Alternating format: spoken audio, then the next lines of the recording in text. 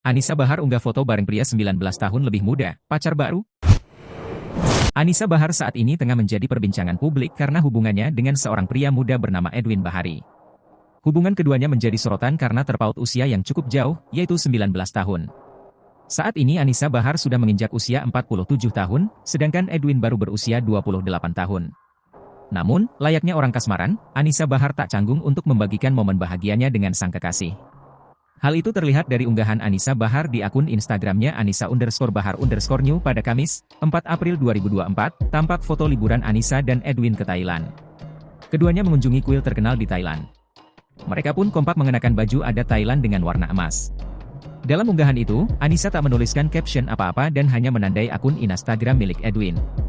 Namun ia menyematkan lagu Kita Bikin Romantis dari Malik The Essentials.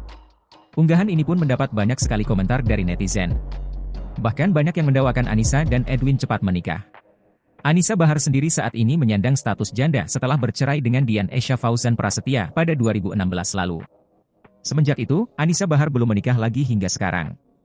Pada tahun 2019, pemilik goyang patah-patah ini dirumorkan dekat dengan pria bernama Muhammad Junaid.